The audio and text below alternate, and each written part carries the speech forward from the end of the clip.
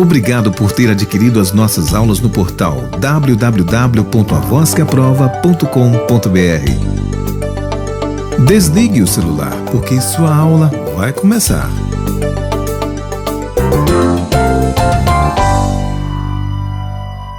Olá, eu sou Renato Braga, a voz que aprova você. Nesta aula falaremos sobre os órgãos e a estrutura do Poder Judiciário, um assunto que despenca nos concursos públicos e que você não pode deixar de dominar.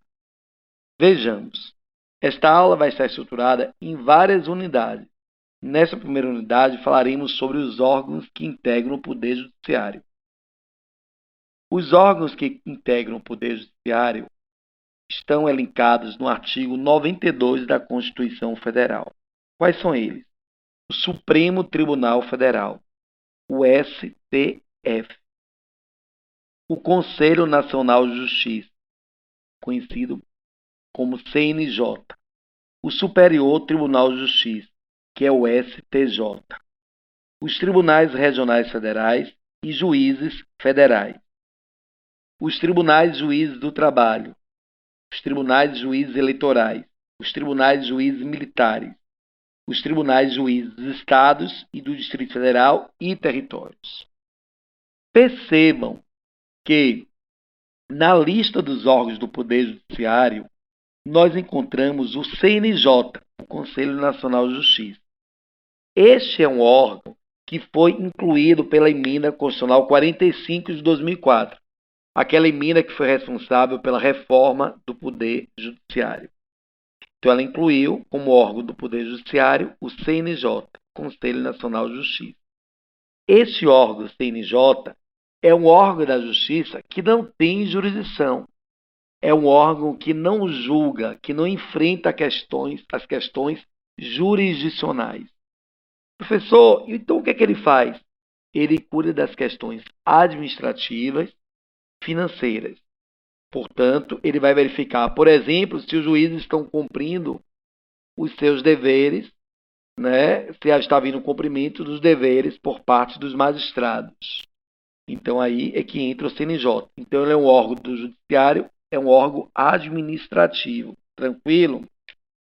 Existe até um mnemônico que nós falamos nas nossas aulas para que você possa gravar. Nós falamos assim. Quais são as siglas? CNJ. Então, nós falamos corno nunca julga. Como assim? Quando nós falamos corno nunca julga, você vai lembrar que o CNJ não julga, ele não tem jurisdição. E se você contar as letras que formam esta frase, corno nunca julga, você vai ter um total de 15 letras, que é o número de membros que integra o CNJ. Tranquilo? Um outro cuidado, nós não temos mais aqui na composição do Poder Judiciário os tribunais de alçada. Eles foram extintos pela Emenda Constitucional 45 de 2004. Atente também que a Justiça Desportiva não integra o Poder Judiciário. É isso mesmo, a Justiça Desportiva é um julgamento técnico, um julgamento administrativo. Então, a Justiça Desportiva não integra o Poder Judiciário. Tribunal de Contas, nem pensar. O Tribunal de Contas não pertence ao Poder Judiciário. Ele atua próximo ao Poder Legislativo, mas é um órgão independente. O Ministério Público é uma instituição que, ao lado da Defensoria Pública, da Advocacia Pública, são instituições que integram as chamadas funções essenciais à Justiça. Então, o Ministério Público não pertence a nenhum poder. Ele representa uma instituição que integra as chamadas funções essenciais à Justiça.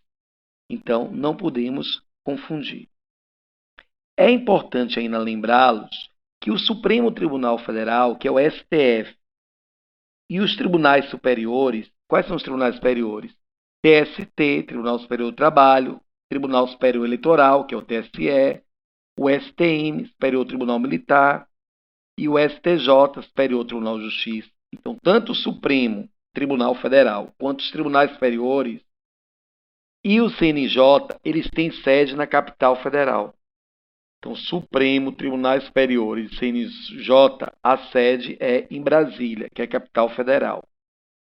Agora, o Supremo Tribunal Federal e os tribunais superiores têm jurisdição em todo o território nacional, que nós já falamos que o CNJ não tem jurisdição, ok?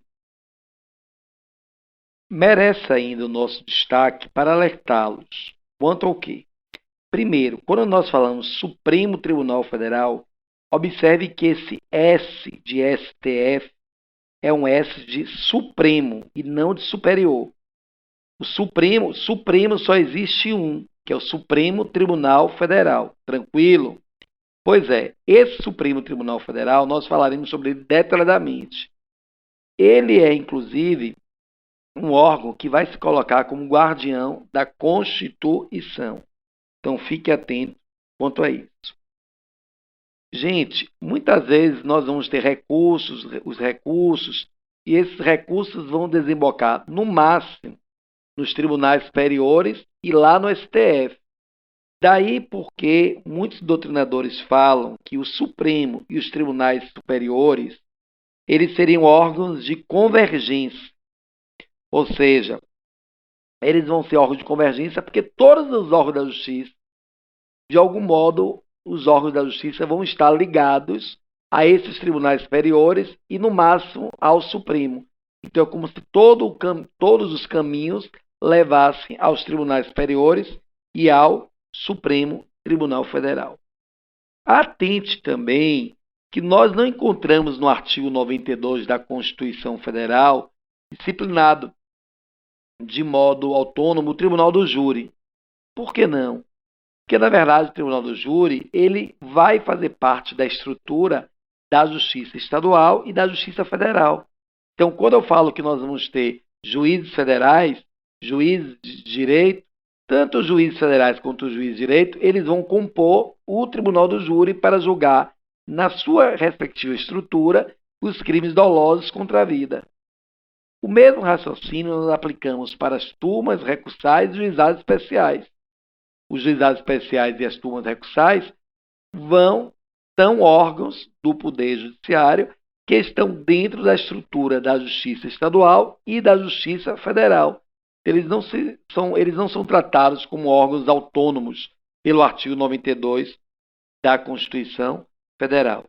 E isto é importante esclarecer para você. Tranquilo?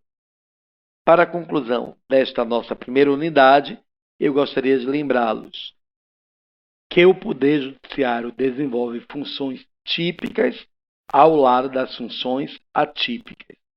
Como assim, professor? Veja só, a função típica, precípua do Poder Judiciário é julgar, é dirimir os conflitos, é exercer a atividade jurisdicional. Entretanto, nós vamos encontrar, de modo atípico, o Poder Judiciário administrando e legislando. Neste momento, eu vou falar que ele está exercendo atividade atípica. Por exemplo, quando o Poder Judiciário celebra contratos administrativos, realiza licitações, está realizando atividade administrativa. Quando os órgãos do Poder Judiciário elaboram seus respectivos regimentos internos, estão exercendo atividade legislativa, normativa. Já no momento que estão contratando, realizando concursos, realizando licitações, eles estão administrando. Então, a grande importância é você distinguir que a separação dos poderes no Brasil não é absoluta. Então, o Poder Judiciário tem, de modo preponderante, a atividade jurisdicional, mas não apenas. Então, ele não exerce exclusivamente a atividade jurisdicional. Tranquilo?